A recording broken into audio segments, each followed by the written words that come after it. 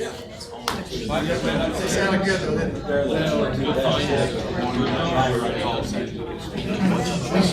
We actually saw it down the street.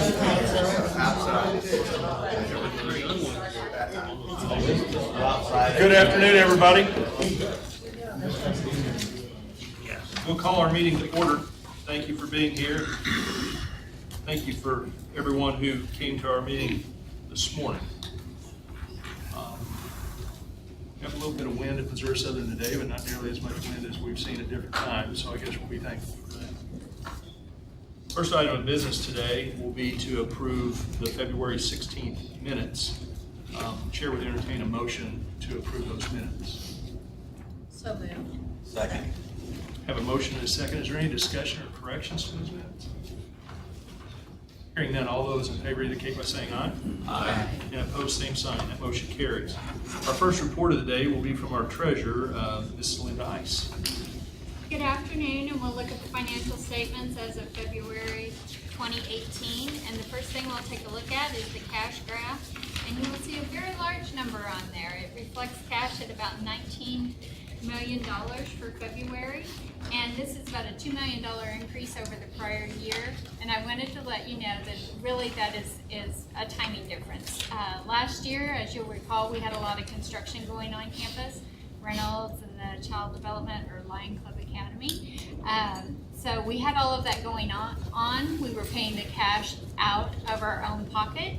But then you'll recall in April, May, we got the Mohegan funding and we reimbursed ourselves. We paid ourselves back for that. So I expect the time we get to the end of the year, we will basically be back to the same type of levels of what we had last year. Do you have any questions about that particular piece of information on the cash graph? I think after this month, you should quit putting this out anymore because it's going to go the wrong way. Oh. Well, I'd like to keep it there. That's certainly true. Certainly true. So we move on to the statement of net positions, and looking on there, you can see a lot of the activity from the prior month reflects the financial aid disbursement that happened in the month of February. Obviously, a lot of the accounts receivables get paid off, payables, and all of that activity that happens on the student accounts. We have total net assets of $174 million. We have total liabilities of $95 million, which gives us net position of $79 million. Also wanted to let you know that we've made our semi-annual bond payment this week, and that was about $620,000, and the payment that we make in the spring is interest-only payment. The next statement is the comparative statement of revenues, expenses, and changes in net position. And we look at the difference column, so we reflect an increase in operating revenues of about $623,000. Our operating expenses shows an increase of $1.8 million. And I wanted to talk a little bit about one of the items in there, which is the health insurance. And we talked about this a little bit last month. Just some additional information. So you will recall that we did that transition last year and last fiscal year. So when we transitioned from December to January, we had savings of a 1 month payment on our insurance because we were transitioning from fully insured to self-insured. And then also last year, at the beginning of the spring, those claims that were coming in were actually being recorded and paid from the fully insured plan. So the claims that were then being recorded on the new self-insured plan were a whole lot less. Claims last year in January were about $88,000, and this year they're closer to the $300,000-$400,000 range, which is going to be more typical as we move into a mature or a full year. So really right now we're looking at apples and oranges, so it does look like that there's a much greater expense this year than the prior year, but there are two very big reasons for that. Do you have any questions about the insurance piece or comments on that difference? Those, what you've just talked about, those reflect, if I recall right, or confirm for me, what they projected when we switched over the plan, and they had the projection and the transitional projections. So are we pretty much on track with where they For we the would be. budget, Yeah. as expected. And where they said we would be when, Yes, as we move Voted forward to. in the immature year, you know, Right. those balances and claims are going to. so it's doing what it's supposed to do. Yes, ma'am. Okay. Linda, do our reserves look appropriate at this point? Our reserves do look appropriate at this point. Again, we were able to build on those reserves, especially at the beginning of that transition, because when our claims are a little bit lower in January, February, the dollars that we are putting over in the insurance account is going to help build those reserves as we move along. Yeah, we were pretty aggressive early on building a reserve, and all it does is just put us in better shape long term. So Absolutely. kudos to everybody for managing the transition so far. And really the payback is kind of from here forward at this point, because we're through the transition time frame at this point, so. Yes, next year we will definitely have certainly a better picture, because it should be closer to apples then, because it will be a full calendar year of self-insured compared to a full calendar year of self-insured. But does the target for the reserves remain the same? Yes. So as we move through here, when we look at total non-operating revenue and expenses, it reflects a decrease of 1.4 million. As we've talked about, a big piece of that decrease is the state appropriation money. Total other revenues show a decrease over the prior year of $5.5 million. Again, that's timing. Last year we had a lot of reimbursement requests for the Reynolds project. This year, as we start to ramp up on Nixon Hall, you will see those dollars in the current year starting to grow. I did request about a $400,000 reimbursement this week for Nixon Hall. So, and all those reimbursements always go very well. We don't have any issues with those at all, and they get reimbursed pretty timely. That concludes my report. Do you have any other questions for me? Any questions for Linda? Hearing none, we need to approve her report, so I'd entertain a motion to do so. So moved. Second. Governor Franks, Governor Gibson, any discussion? All those in favor indicate by saying aye. Aye. Those same sign, motion carries. Next up is our VP for Business Affairs, Mr. Yost, and before you begin, welcome back. I know you missed last month's meeting, which was a rarity, and Linda gave your report last month. And her report was clear, concise, and said things were going great, so we're waiting to hear yours. Well, I'd start out by expressing my appreciation to Linda. Sorry I was not able to be here, but I don't think you really wanted to be here for that reason. But we'll look at a construction report that's very brief. Nixon Hall, like Linda mentioned, she is requesting some funding for that. The hillside to the south of Reynolds has been cut away, and steel I-beams have been installed to short the hillside and the road. And as of Monday, my guess is probably more now, but as of Monday, 19 of 46 piers were drilled and poured to prepare for Nixon Hall. Maybe more now, but that was as of Monday. Demolition of the stair tower at the southeast corner of Reynolds Hall, which is where the catwalk, if you will, going out of Reynolds Hall that attaches to Nixon Hall, that they're preparing that area for that.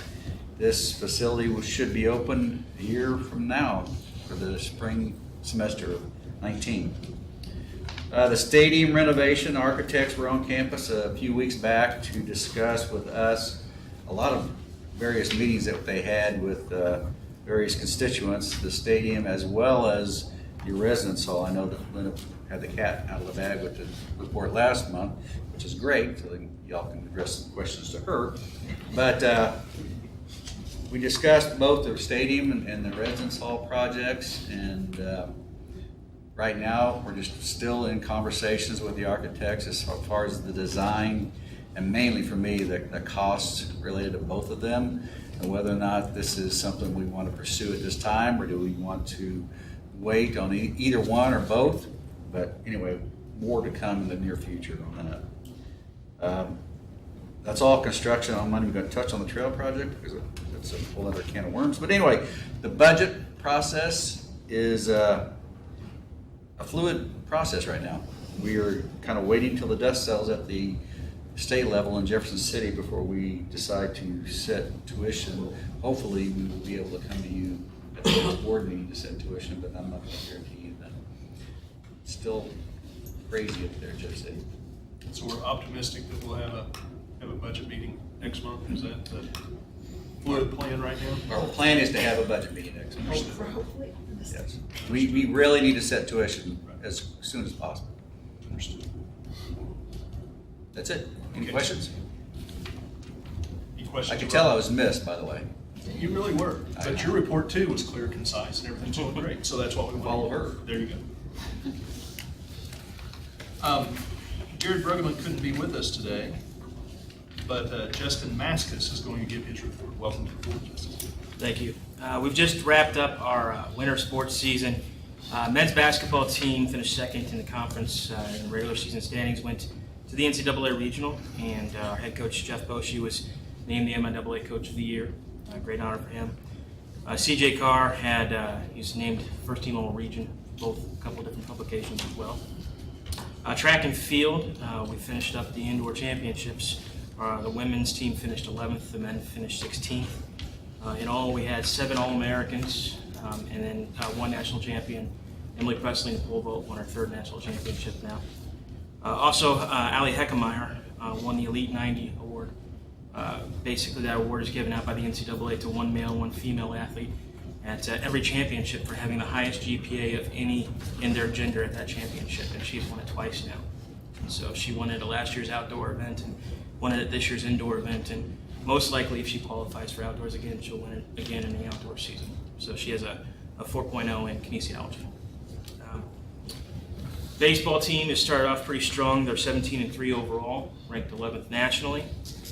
They're playing this weekend at Nebraska Kearney. We've got a few new staff members. We recently hired a new volleyball coach, Kelly Mader, comes to us from Blinn College in Texas. Prior to that, she had coached at a junior college in Kansas as well. She played her her college ball at Southwestern Oklahoma State. Has a 95-44 career record overall. And then we've got 3 or 4 new assistant coaches for football. We've got 3 that have passed all background checks, another one that we're still waiting on, and we've got 1 more still to hire. So that is my report. Any questions for Justin? Justin, thank you for your report.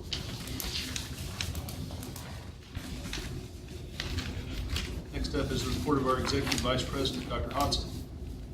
Good afternoon. You have my report in your packet. I'll just pull out a couple of items to discuss. We continue to pay particular attention to renewing annually those 4- and 5-figure gifts from some of our most loyal supporters.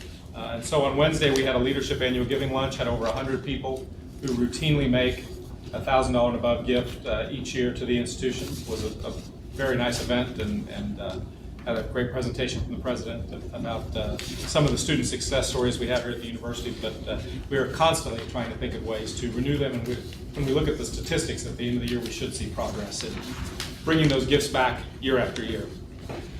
On the second page, you'll see we continue to try to expand the availability of Lion merchandise in our area, and my appreciation goes to the URM staff who are really taking the lead in licensing in collaboration with the folks in athletics.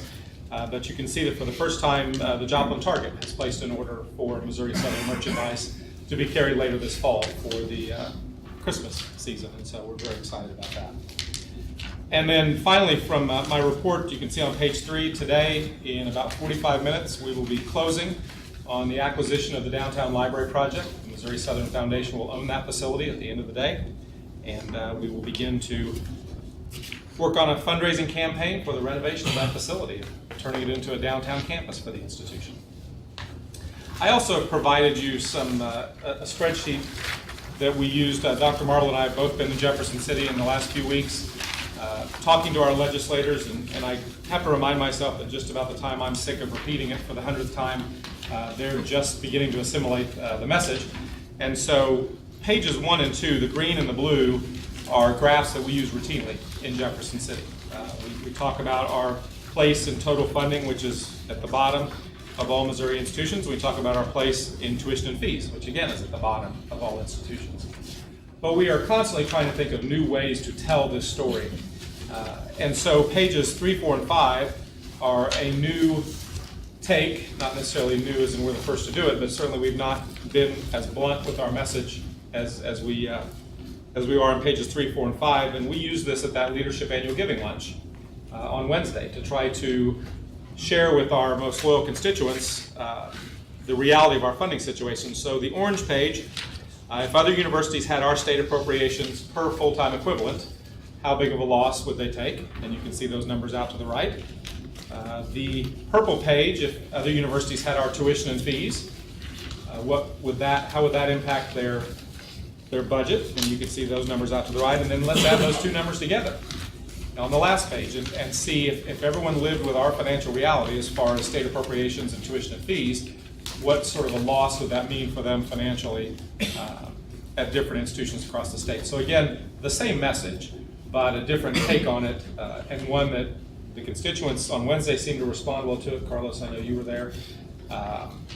When you share this with some of our local delegation, who we can be a little bit more candid with, you can see them begin to again, recognize the same facts just delivered in a different way. So I thought you might enjoy seeing those. Well, the net of this is the message that's sent by our current funding for the legislature is we'd be better off as an institution to have fewer students, not more. Really, every time we do a better job of getting new students in here, especially first-generation students that this area has an abundance of, we actually throw in more overhead without the state recognizing the revenue situation at that point. So, if you really just wanted to run it by the numbers, we just charge higher tuition, have fewer students. That's the message that the state's sending with the current funding formula at this point. I don't think that's the message that this area needs or that this state needs. No. And the sad part about that is at a very recent summit of economic development people, the leader of the Department of Economic Development made it clear that one of the things they're going to be doing is pushing the branding of Missouri. And they talked about one of the constituent groups that they're going to talk to which is why students from other states should go to universities here in Missouri. That do you think is important? This is one of the top leaders of the cabinet in the state of Missouri says this, then perhaps it would be good to support those institutions that they're going to be touting out around the country. Those are the facts. These are the facts. Any other questions for Dr. Hodgson? I don't have a question, I do have a comment. I say the event Wednesday went very well. I think sharing these numbers, I think is getting more of our story out in the situation we're in. Because most people think, oh, you're a state university, there's the money. It's all equal. But it's not. And I think the more people can understand the situation we're in and the funding sources that we have and the limitations, I think the more we can probably hopefully garner more support with our constituency and the state representatives and say, hey, until this is addressed, we're not going to have a level playing field.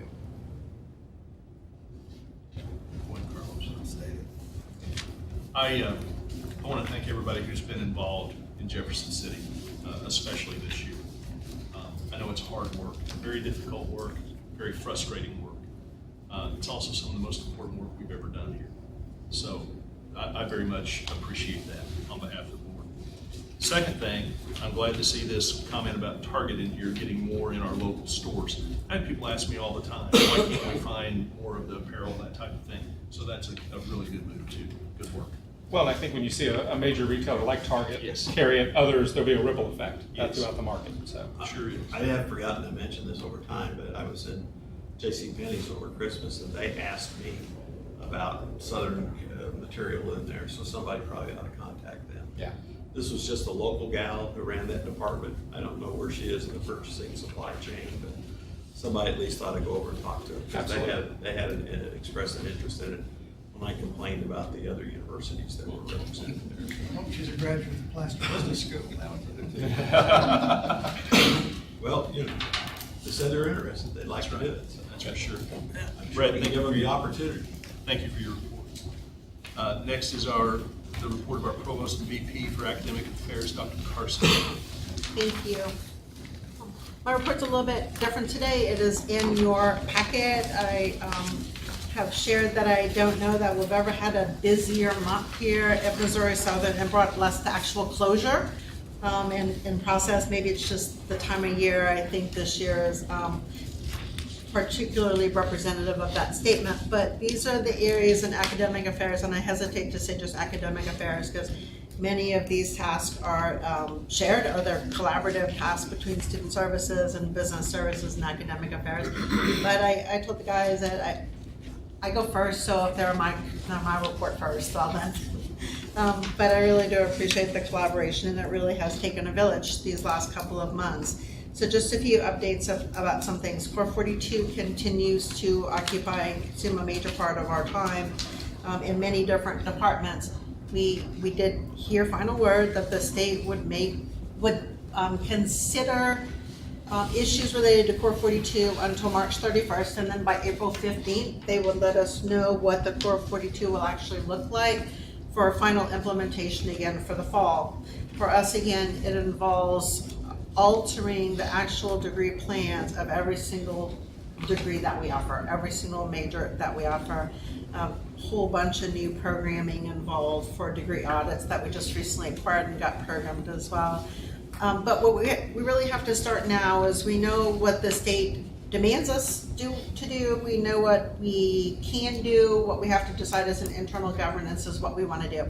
So there are some issues. The carving out, which is permissible by the state, of fine arts. So all of our students take fine arts, which reflects some of our discussions this morning about liberal education. Carving out global, a course on global content, which we have right now, but we'll have to carve out maintaining lifetime wellness in our curriculum.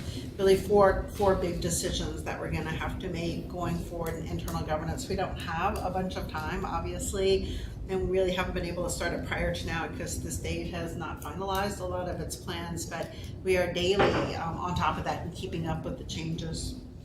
We're also looking this semester, and this is with the registrar's office and the ACT's office and academic affairs, at non-traditional credit earning mechanism. Yes, we do have to keep up with this for HLC, but we have to look very closely at this experiential credit, or credit by the portfolio. One, because there's a growing trend in higher ed that we recognize and reward and give credit for people's life experiences. On the other hand, if you're gonna do that, you better make sure you do it in a very academically rigorous and robust way to maintain the institutional reputation. So we will be proposing moving forward first internally and then to all that we limit the number of hours that a student obviously cannot earn a whole degree or even a majority of a degree through prior credit and so on. And then we're looking very closely at the idea of retro credit. It's very critical in programs such as RN to BSN, where students have an allied health degree and want to complete a baccalaureate. And so we're really making sure that we are competitive, that we are maintaining academic rigor, but that we're able to be as attractive as possible to many students across the nation as we can. We probably have about 7 or 8 current faculty searches going on right now, and 2 dean searches. I should be able to report to you in April on closure for a majority of those as well. All of our dean's candidates for both education as well as for arts and sciences have visited now, and the committees are just deliberating. The search committees are just deliberating. As I mentioned earlier today, we have had about 40 3-year midterm reviews, meetings, discussions, because the handbook calls for a formal 3-year review. And since the majority of our faculty hopped onto the handbook provisions 3 years ago, even if they had been here much longer, we have a large, it's almost like the baby boomers moving demographically through society. We have a large group of faculty who are now in their 3rd year. Over the next 2 to 3 years, depending on their tenure timeline, will be coming forward for tenure and promotion here. So tenure and promotion committee is also working very hard on, as we talked about, quantifying, operationalizing tenure expectations a little bit more specifically, so that when we recruit new people coming in, and none of this will be retro, but when we recruit new people coming in, so this is really what it takes to be a successful scholar here at Missouri Southern in all the 3 components: the teaching, the research, and the service. The handbook also calls for a 3-year compensation review. We'll be working with Faculty Senate and its various committees on that. Since the handbook is 3 years old, this is a trigger point for a lot of processes that have to take place. So Nick will initiate that with a charge to faculty welfare, and we will be responsible for providing all the information that they need in order to make that happen. We want to be very competitive, so we appreciate partnering with Senate on that. For a couple of years, we have been looking for a writing coordinator. Like Global, writing is an important value of this. We're a very unique campus in that we articulate explicitly that the English department does not own writing, responsibility for writing or freshman comp, that it is a shared responsibility and we are all accountable for writing across. So we're at a writing coordinator to help us. It's just really a course load release. It's a current faculty member who will get course load release. But Megan Bever, she is a historian, and she will help us develop some really innovative programs that will enable our faculty and our students and our faculty and different reciprocities to write better. We've got a grant for a law enforcement car, which is very exciting. We're still looking for all external funding opportunities, and this will be for training. We were training our law enforcement students on cars that were a couple of generations old technology, so we were able to get a charger, and we're very excited about that, to trade in our station wagon for a charger. No, just kidding. Working with a team in Darren's area and career services on an internship toolkit. We want to facilitate enriching and active experiences, capstone experiences, but they've been kind of all over the board, and we want employers to make sure that they take advantage of our interns. So, online Southern Welcome is in Darren's. The textbook issue is a really big issue. We want to be affordable. The rental system we want to respect, but the whole publishing industry is changing, so we're going to have to alter that, trying to make sure our student travel is safer all the time, so coming up with new policies. We have a routine civil rights audit because of our associate degree programs and Perkins on April 4th. We should be in good shape for that. And then in April, we are going to bring to you as our special event a review of all of our K-12 campus competition days, which I think will be very, very interesting, and you'll see how we try to leverage this for recruiting. We have our faculty development grants. We continue to work weekly with KCU. We're selecting our next Your SLUS class. We also are partnering with them in a research lab here on our campus and participants in their research day. HLC original input is going to be due April 1st, and then I have some documents here for you on Frankenstein Week and upcoming events. We're excited to share with a lot of stuff coming up in the next couple of days. And back there in the corner, I have the English magazine. Annually, they put it out called Bordertown, and we're excited to share a copy of that with you. And it integrates a lot of the Frankenstein Week things in there too. So a lot of stuff, and in April we'll be bringing you. We don't have any academic policies ready for you today, so that's the entirety of my report. Any questions for Paula? I have a question. So on the writing coordinator, I would think when something is just in the English department, it's more regulated by the level of writing instruction that each student is giving. I'm kind of talking about uniformity when it goes across the entire spectrum. And don't get me wrong, I think that's a great thing to involve all the disciplines. But how do you ensure that the students are getting the same level of writing instruction?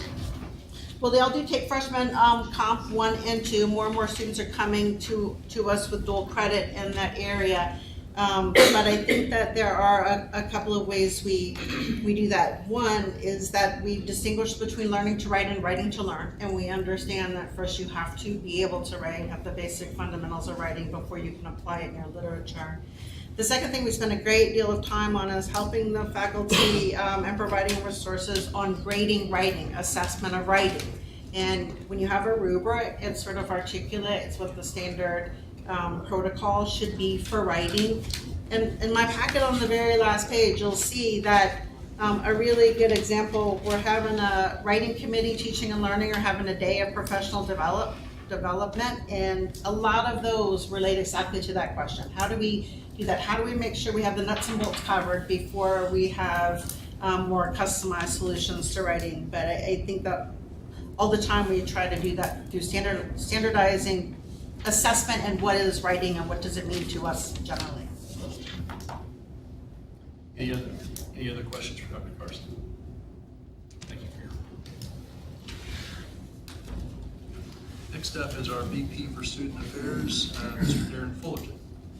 And I told Paula we will take our station wagon on our side, get a few more years out of that. So, just a few things on the report there. She had mentioned the online Southern Welcome, and we have a committee of faculty, staff, and even students that took our Southern Welcome as the orientation that is traditionally in the summer. The students come, they get their ID, they get their books, they meet with faculty, they get put in a course schedule, they meet with financial aid, they meet with our bursar's office, those sort of things.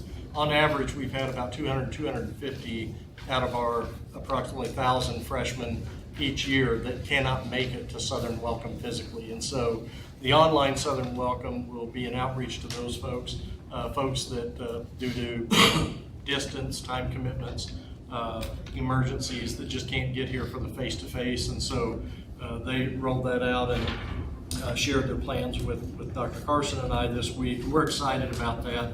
We think that's going to be a tremendous boost to those students, as well as assist the faculty and the staff. If the student does the online orientation, then once that's complete, it'll be an email trigger to the first year experience office, as well as the department that the student declared a major for, and we'll be able to get those students into a class schedule in a much faster pace, and we're saying 7 to 10 business days. We'll have a schedule out in their hands and be able to move forward with that.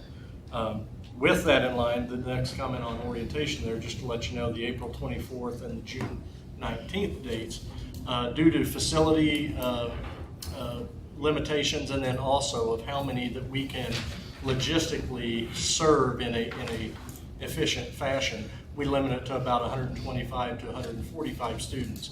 Well, the April dates and the first June date are already filled, and so we're filling mid to late June and are excited with those numbers.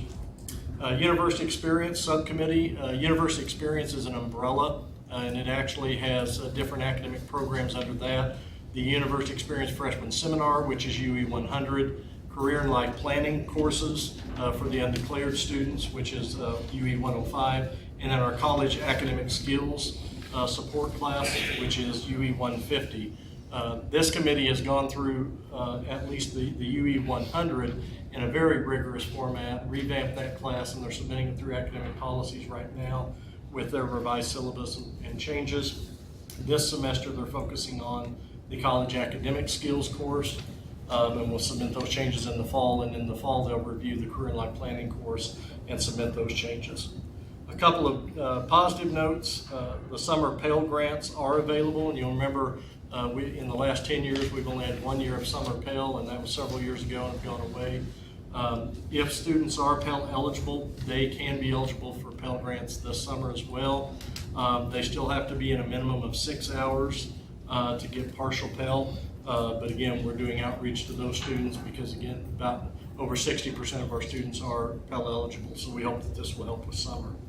We want to give a thank you, a shout out to Congressman Billy Long. I know many of you received an email yesterday that Congressman Long had signed on a bipartisan letter to help support the TRIO programs that we talked about last month, and so he is endorsing the fiscal year 19 TRIO programs and is actually assisting us by asking for an increase in funding for those programs. So we are very thankful for his support and appreciate him representing the university in our programs.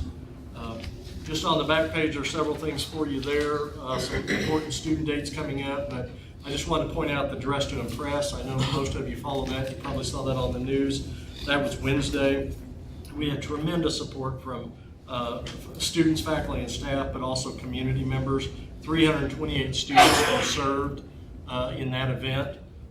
We also had an influx of volunteers this year. Leadership Joplin took this on as a service project, so they provided volunteers throughout the day from area businesses. And we actually had a donation doing the changing rooms. I mean, this is quite an operation. That's why I put the picture on there. We had changing rooms not only in the ballroom but throughout this facility. And Indigo Sky donated the pipe and draping for those type of changing rooms, which normally that's a $2,500 to $2,800 investment if we rent that operation. And so we just want to say thank you to the Young Professionals Network, the chamber that partner with us, as well as all the community volunteers and sponsors for this. With that, I'll leave the other items for your review and answer any questions. Any questions for Darren? I have a question. Certainly. So as part of the summer welcome orientation, I don't know, you may have told me this in the past, but do we have one of those alcohol education mandatory quizzes that you see on some campuses? Not as part of the orientation, but that is part of the freshman, the university experience course that we have. We do drug and alcohol education, Title IX, mandatory education and training in those. They are incorporating into that the green dot that you've heard talk about, the bystander awareness. And so all of those are assignments in that freshman seminar course. So how, they get that first semester? They get that first semester, yes. Any other questions for Darren? Darren, thank you for your report. Next is the report of the Faculty Senate President, Dr. Nicoletti. Good afternoon. So I have a brief report for you. The main new business that we discussed in Faculty Senate was again returning to the health insurance discussion. Faculty Senate put some time aside to discuss some of the issues that they've seen with the new plans and also what they would like possibly to pass on to the insurance committee down the road. There's been some, really the biggest difference that faculty have seen is in the old base plan and the new health savings account plan. And so there's some significant changes there that we discussed. We had a really good discussion. It lasted about 30 or 40 minutes, and you know, some of the highlights are here. I think with this new health insurance, self-funded health insurance, faculty have really tried to be more frugal in how they spend their money in healthcare. And one of the things that we talked about that I think is important to highlight here is that, and I think this is more on just the healthcare side of it, but it's really hard to get a firm price from healthcare providers. It really is really difficult to do so. You know, just to give you a little anecdotal evidence that I talked about at this meeting, you know, I just had a baby, she's 3 months old a few days ago, and you know, we thought she might need to see a specialist for something, and so it was in Kansas City, they were in network, so we called them up and we said, how much will it cost to look at Little Prentice? And they proceeded, and this is not an exaggeration, to list off 10 different codes. And the financial office told us that, you know, depending on the code, it will cost this amount. And there was literally 10 different amounts, ranging from $208 to $600. And we tried to narrow it down and say, you know, how much is this going to cost and how much will go toward the deductible? And it was absolutely impossible to find out. And then all of a sudden, you just get a bill a couple months later, and it ended up being, you know, $500. Two bills, one for $200. And It wasn't for the lowest amount? Yeah, right. Well, the first bill came for the lowest amount, and then the second bill added to that. So anyway, it's just an anecdotal example of how hard it is to actually make choices in a market of incomplete information.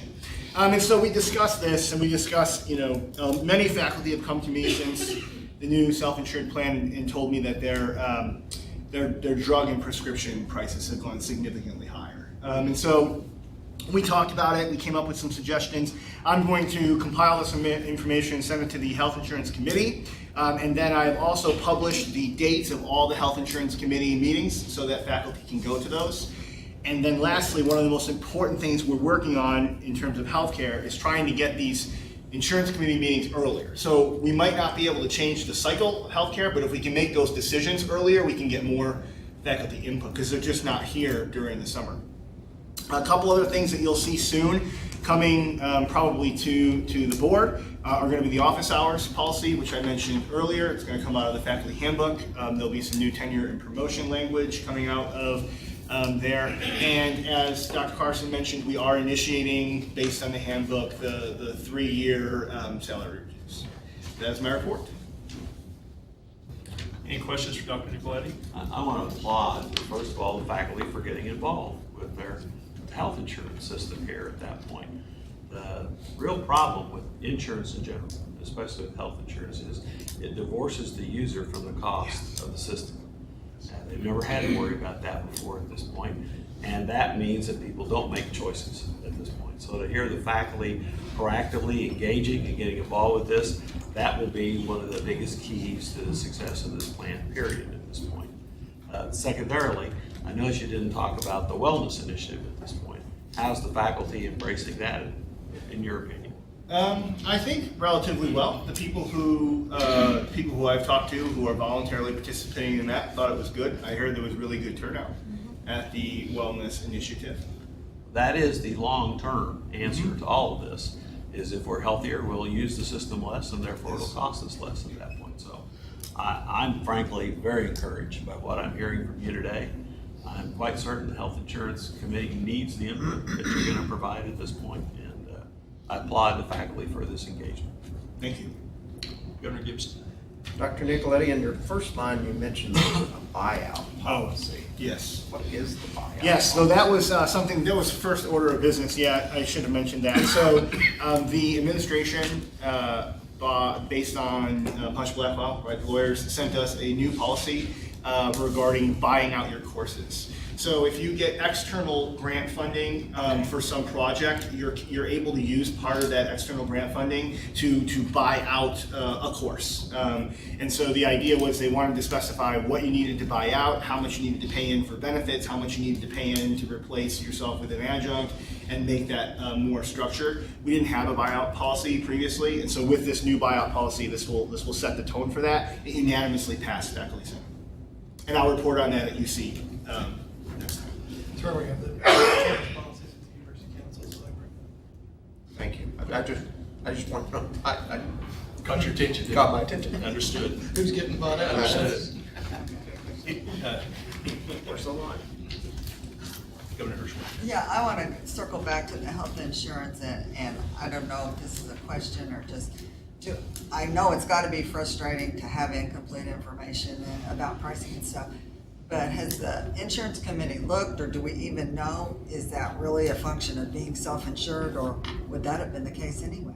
It would have been the With case. the upheaval in the insurance market? All of us who have tried to get that kind of information on procedures in the past can tell you the explanation of benefits, trying to get someone to give you a fixed price for any procedure is all but impossible. So I don't mean to blow up their concerns, but I mean, to the extent the committee can try to differentiate what we can do to improve the self-insurance,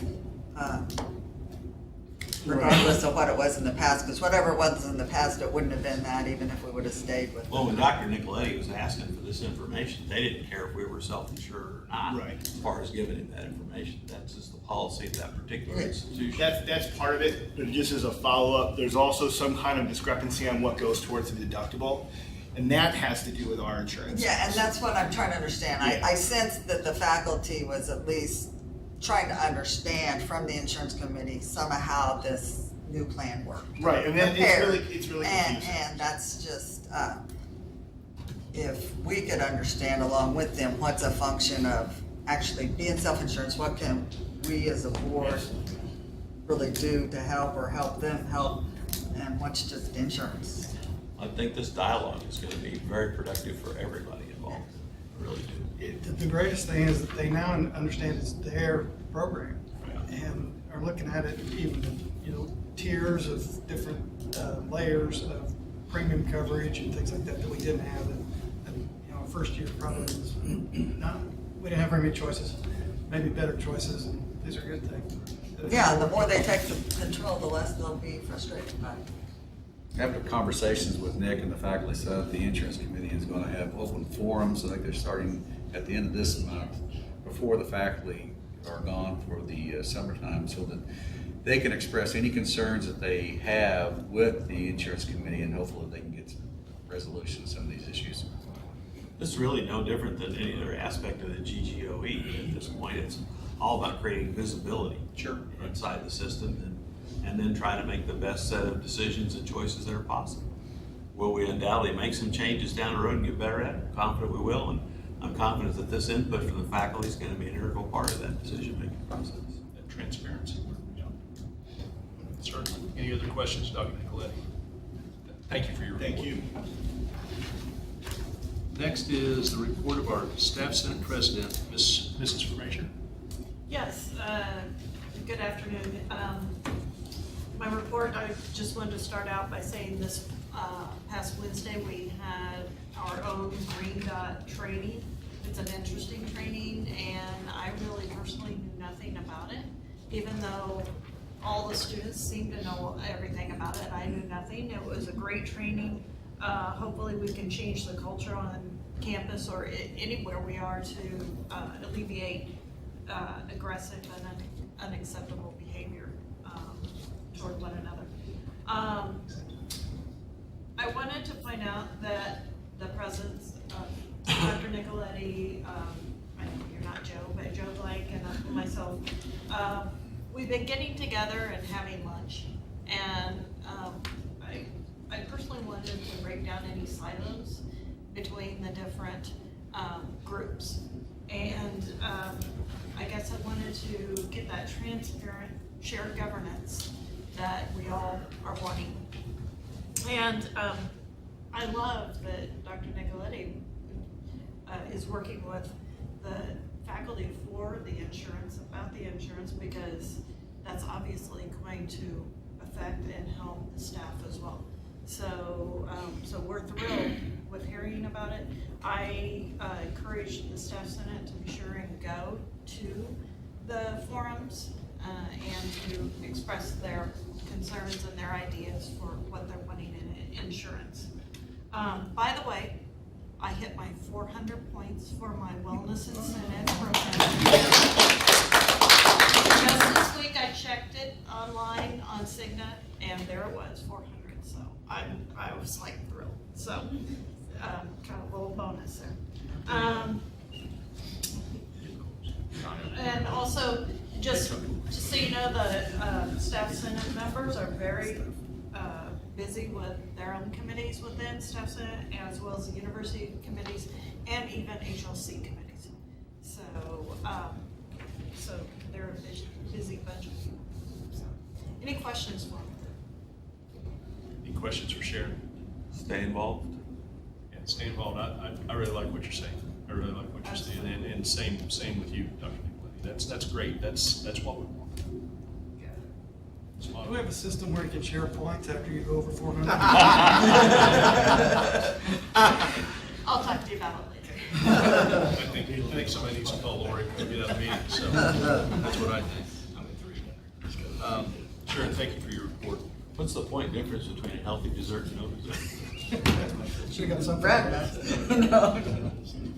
Next is the report of our Student Senate President. Joe Blank can't be here today, so Garner Rudroff is here with us today. First of all, thank you for having me. As far as my report goes, it's pretty brief. First thing we have coming up is just elections for Student Senate. That's going to be happening at the end of April. This semester we've actually allocated $7,700 to put in a trophy case, just to kind of showcase our RSOs on campus and try to get students to recognize the importance in joining those. We're also doing banners on campus, so we essentially got with clubs here on campus and got little images made on these banners. I think they're like 3 foot by 4 feet. 2 by 3. Well, they're pretty big banners, and we're going to be hanging them around the Lions Den. Once again, just to try to get students to get involved in campus, because I think it's very imperative that students get involved because it helps with their stay here at college. And ultimately just gets them out of their dorm room and gets them involved here at Missouri Southern. But as far as our budget breakdown, we've actually allocated almost $60,000 this year, 30 of that being towards the FEMA shelter just to make that more soundproof and hopefully available to students to do some kind of activities in there. And then this semester alone, we've actually allocated $11,000 just like towards that, the trophy case I was talking about earlier, banners, and then just RSOs on campus, which has been really great. As the student treasurer, it's been great to have that funding, just to see our student organizations go out to these universities, far and wide throughout the United States, and bring back things that we can be proud of and really make an impact on other universities' viewpoints in Missouri Southern. So it's been really great. So, like I said, I appreciate your time. Any questions for Garner? Garner, thank you for your report, but I'm not going to let you off quite that easy. Tell us a little bit about yourself.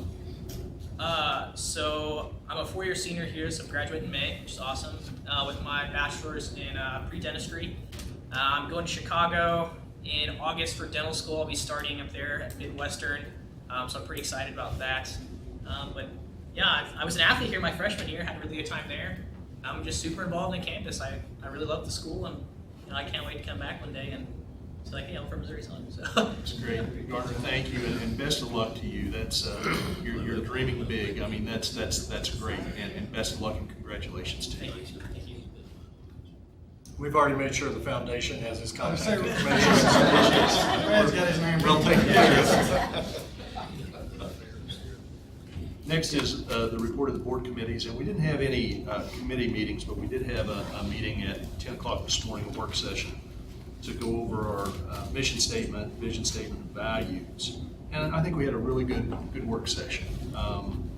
Made some good headway, did a lot of wordsmithing, and Paula, I believe, has writer's cramp from that. So thank you for being our scribe today. We very much appreciate that. But more work to do on it, but we did make some headway on it. Feel good about that.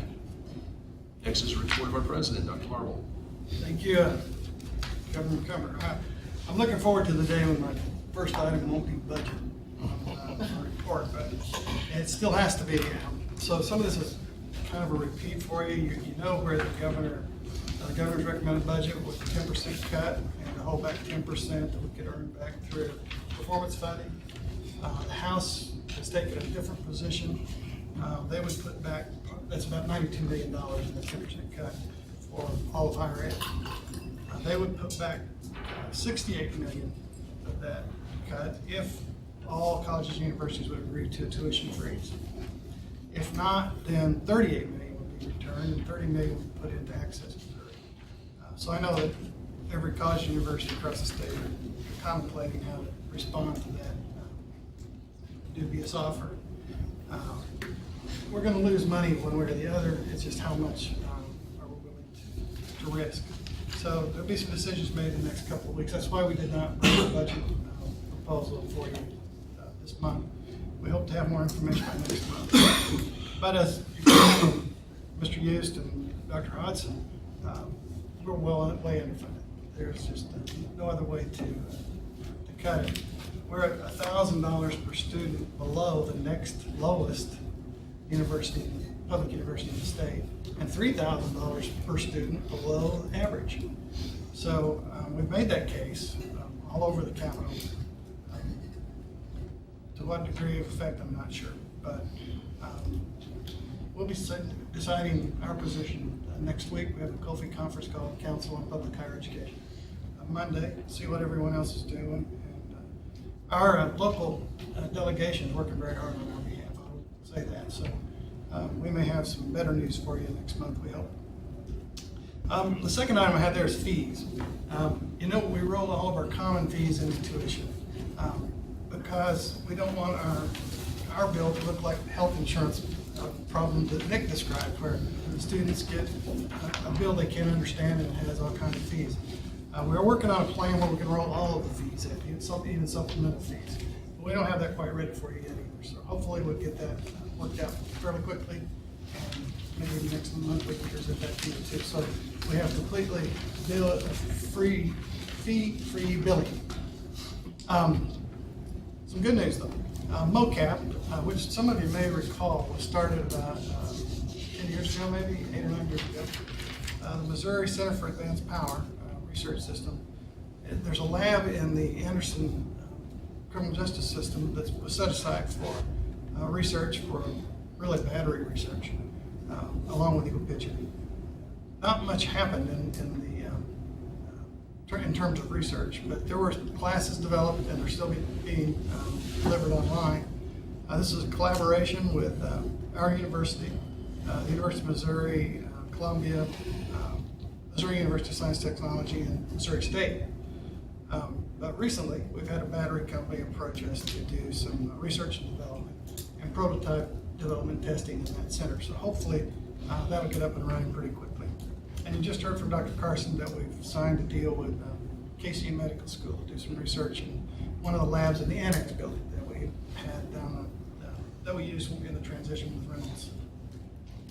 The last thing really I wanted to mention, I don't ever want to overlook what the folks at the Great Game are doing, because it's very discouraging to me, and I think probably discouraging to some others, that we do all the right things and become very efficient and are not rewarded for it, but maybe are punished by the state, not particularly for being efficient, but have little control over the mechanisms that would make us have more revenue, even though we're cutting expenses.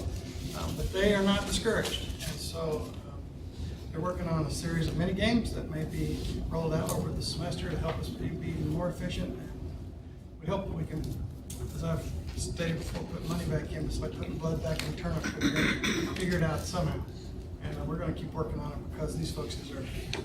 That's my report. Any questions for Dr. Marble? Thank you for your report, Alan. I just will echo what you said on Great Game. You know how I feel about it. Great work has been done. We talked today when we were talking about values and what's going to hit our statement. We talked about transparency and pointed directly to Great Game as that's what we're about. Open and honest. So very much appreciated, Jeff. I see you in the room. Please carry that message back. I know it's difficult, but much respect goes to that group.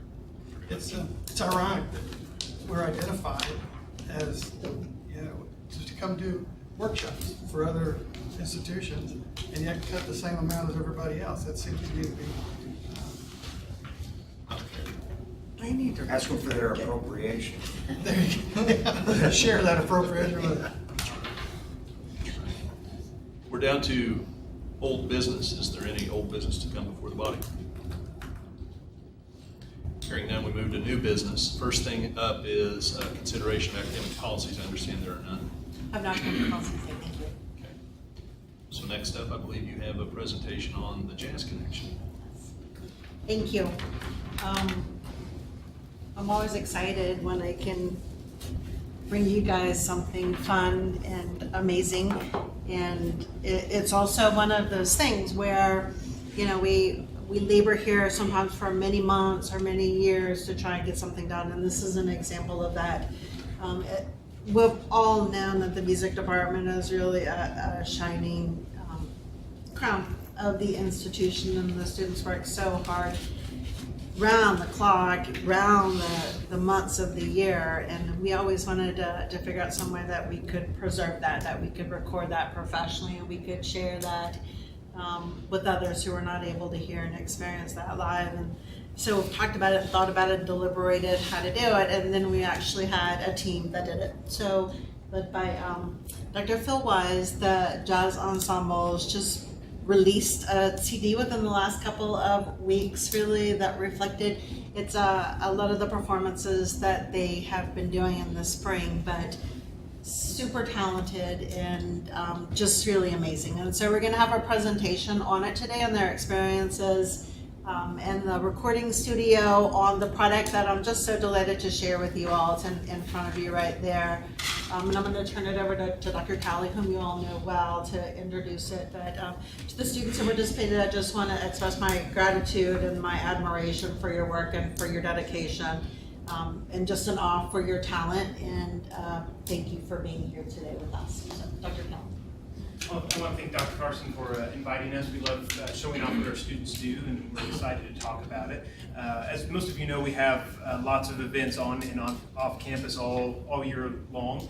And through probably an offhand comment by Dr. Marble wanting something to hand to potential donors to kind of showcase us, we were sort of charged with coming up with a CD project. So we're working with all of our top ensembles to produce something, and hopefully we'll have a compilation CD in the near future. But our first group that were able to complete this project was our jazz combos, and I just want to introduce Dr. Phil Wise, who will give you a little bit of details.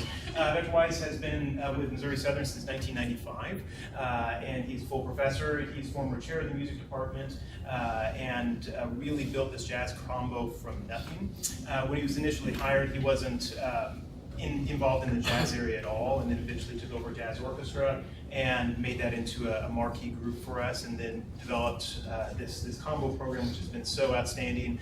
They're basically the on-call musicians for any sort of fundraiser, or hey, you need some music, hey, we've got some very talented students that will provide music for that. And on a personal note, he is also one of my mentors. We came to Missouri Southern at the same time, and I was a student back in 1995, and I studied with him in music education. So I'll turn it over to Dr. Wise to update you about the CD project. Thank you, Dr. Talley. And when he was hired as department chair, I was thinking back, did I treat him okay? A wonderful department head. I thank you so much. I'm honored to be here. We have a presentation, a video presentation that Cassie put together in her team. It's wonderful. I think it will probably speak to you more than I will, but I'll add a few comments after you view it. So I hope you enjoy the video presentation.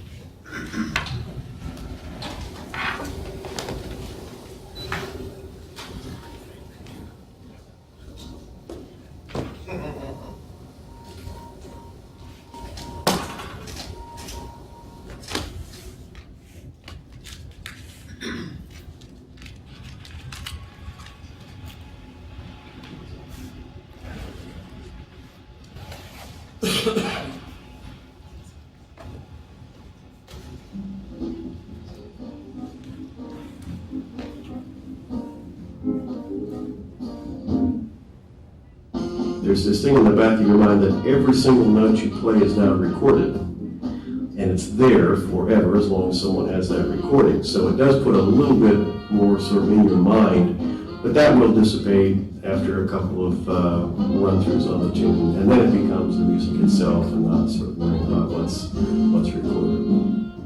What got me interested is just listening to, trumpet players like Clifford Brown, Miles Davis, Dizzy, Freddie Hubbard, just the style and how enthusiastic they were about the music and how passionate they were. I've done some recording, but this has to be a bigger scale. This is my first time recording in the United States. I'm from Nassau, Bahamas, so it's going to be a really good experience for me. It's going to be a different experience, maybe even a challenge to play some of the tunes that we're doing. Since it's largely improvised and stuff, we're exchanging looks and we're exchanging glances, and so not being able to do that, we're going to have to find ways to make up for that. I have never done recording on this level. I've done some trumpet background tracks, and I've also done some background vocals on some worship and praise band albums, but I have never been a soloist when it comes to recording, so I'm very excited to pursue this next step. I'm excited to continue growing. To get ready for this studio performance, for recording, I've been doing a lot of transcription and just making sure that I can be as solid as I can so that we can get everything done in as few takes as possible and not necessarily be so reliant on visual cues as well. I've done studio work before, but when he told me that we were going to be in separate rooms but recording at the same time, it was kind of cloudy in my head how I was going to, imagine how it would be. But when I went there and I saw the different rooms, it's literally what he said. And once we started, it was kind of amazing how everything was it seemed like we were in the same room. And he had all these pictures and plaques of people that he worked with. James Brown, Michael Jackson, Ozzy Osbourne, all these legendary people. So I was in good hands. I feel like I was in good hands that, we were going to go in there and he was going to help us make something, really great. All my performance pretty much ever was always in front of a live audience, and so the idea that what I was playing was going to be recorded for forever, it was nerve-wracking for sure, because playing the wrong note in a performance, it's there and it's gone, the next second, but in a recording setting, it's captured. And so I was nervous for sure, but after the first 2 or 3 tunes, I was starting to feel much better about it. Amazingly enough, we went in with the idea of getting maybe 4 tunes recorded, but we were able to move through those quickly and actually recorded 13 tunes in 6 hours. And just to give you some perspective on that, 13 tunes in 6 hours, any professional recording that would take place by a professional group might spend 2 or 3 weeks on 13. Each of these student musicians means something very, very special to me, and this group is special because they have such a personal bond with one another. And that shows through the music. As far as the CD, I can't wait to hear how it sounds. You know, this is going to be like my first professionally recorded CD. You know, I'm excited for that. I've heard part of the CD, yes, and I was definitely thrilled about it, and I can't wait to hear the rest of it. Hopefully, there's more to come.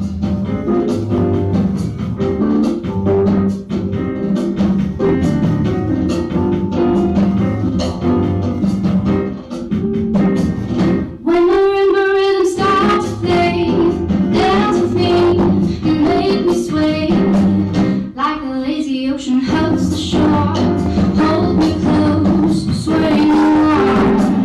Like a flower bending in the breeze, bend with me, sway with ease.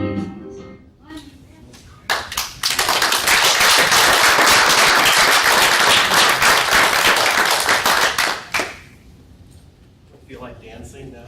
There are a lot of great dance tunes and jazz standards on that CD.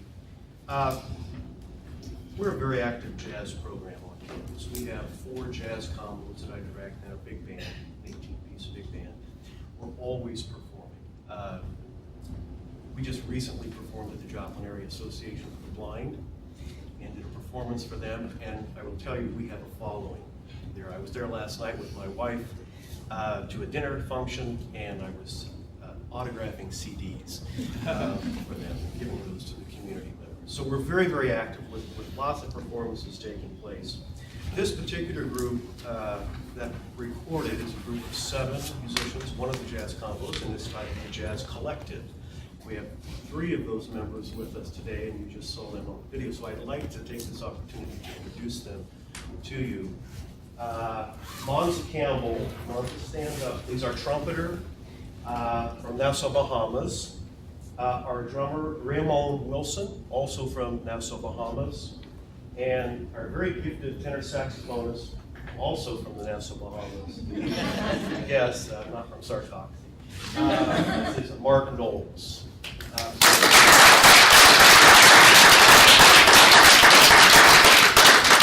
So, as Dr. Carson mentioned, this genesis came really from a comment that Dr. Marble had made to Dr. Talley about putting this compilation CD together. And so I jumped right on that, and I searched for a recording studio. And I visited with a number of them on the phone and met up with a gentleman named Eric Schaubacher from Winterwood Studios in Eureka Springs. He had owned 4 recording studios in Florida during the 70s and 80s and 90s. He was very, very successful. He retired, moved to this area, but opened up a studio there. And you heard some of the folks that he had recorded. Actually, when we walked in and we saw on the walls platinum, double platinum, triple platinum LPs, I saw some jaws drop there, and they asked the question, who have you recorded? And of course, he said, have you heard of Michael Jackson, James Brown, all these great performers? And so I think the bar was lifted a little bit higher for us at that point. And as a sidebar to that recording, Eric and I have become pretty good friends in the course of the recording, and then me going back 4 or 5 times to mix the CD and EQ the CD and all the post-production work. He has actually offered to come to the campus and work with some of our students in the music business program, and also is looking at entertaining some interns into his studio. So it's been a very, very productive outreach for us. This particular group was in Iowa a couple of weeks ago on a performance tour, recruiting tour, and we were able to hand those CDs out to directors, area directors, potential students, and there's a great amount of interest, of course, in Missouri Southern. So it has far-reaching effects, I believe. So I would be remiss, of course, if I didn't publicly thank Dr. Marble for his support, Dr. Carson, Dr. Archer, and of course, Dr. Talley for their support. I'm honored to work with them, and my wonderful students, of course. You have a CD. I'm going to tell you, you will enjoy it, and you will enjoy it so much that you will want to come to the concert, which is April 19th in Corley Auditorium, where this group that recorded will perform. April 19th, Corley Auditorium, 7:30. And if you missed that one perchance, April 26th is a concert which includes all 4 jazz combos and a guest soloist coming to us from Connecticut. That's at 7:30 in Corley as well. The following evening, April 27th, is our traditional jazz and pizza night at Pisano's Pizza, and that's a 2 or 3 hour performance. You can't go wrong with jazz and pizza. You're welcome to that, and if you like what you hear and want to come May 2nd, 7:30 at Corley, this group again will be performing with our vocalist, Bailey Roach, who you heard there as well. If you attend any of the concerts on campus, we encourage you to bring canned goods, non-perishable food items. The jazz program works with Cross Lines Ministries in supplying food for those in our community in need.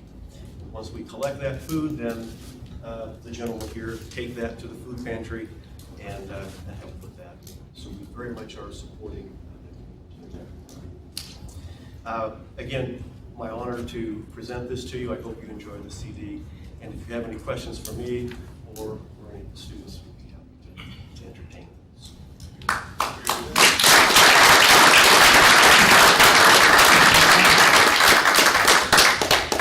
Does anybody have any questions for Dr. Talley or Dr. Wise?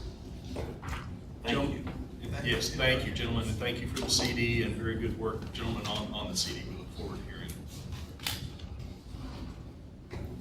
Next is other items, and I actually have 3 items to discuss with the board. The first item is we seem to have a conflict in next month's meeting. It's the Rod Smith Golf Tournament. So we need to look at moving that, and the date I would like to have this meeting, if it would work with everyone, Mr. Franks, I know you told me that it wouldn't work for you. I understand that. April 25th is what I'm looking at, if that would work. If we could incorporate the April 25th meeting, since we can't have it on the 20th. At the same time. At the same time, we'll probably have to have a committee meeting that morning, unless something changes. Probably should schedule at 10 a.m. Okay, very good. Committee meeting, shouldn't we, Rob? So We'll cancel it if we don't need it. Or we'll do more planning. Or do more planning. Or you'll take it over. Yeah, that's right. The second item I want to discuss is, I've had several people talk to me about this along the line, and we need to discuss it in here. And it has to do with the frequency of our meetings. I know there has been some discussion, can we look at having meetings maybe not every month, and having more committee involvement, completely open to that. So I'd like to have a discussion about that next month. And just kind of give you an idea of what I'm thinking about, and this all can change, this is just my idea, is looking at having the frequency January, March, June, September, November. If we decide to change from what we're doing, it would have to be a bylaw change, so we'll have to take that up. I visited with John a little bit about that at lunch. So we need to talk about that next month, be thinking about it, and we'll have some discussion. Those months again, January, March, June, September, and November. We can have a good discussion about that. Last thing I want to talk to you about is this magazine right here. Kansas City Business Magazine. It's Ingram's, February 2018. It's a good magazine. It's got interesting stuff in it. One of the things it has in here is a picture of a guy that I think we know, Dr. Marble. He was named an icon of education by Ingram's Magazine for 2018. So congratulations.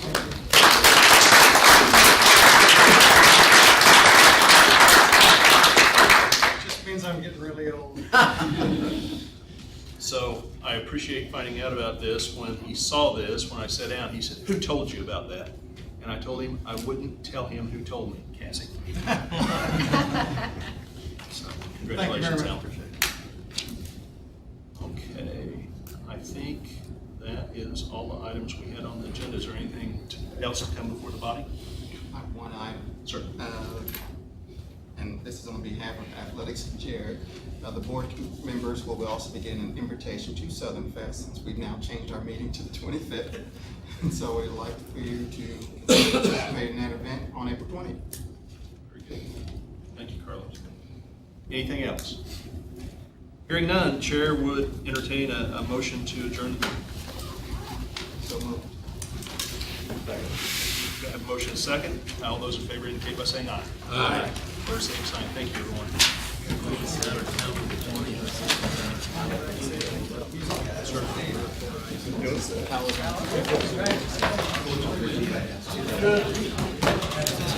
Sure.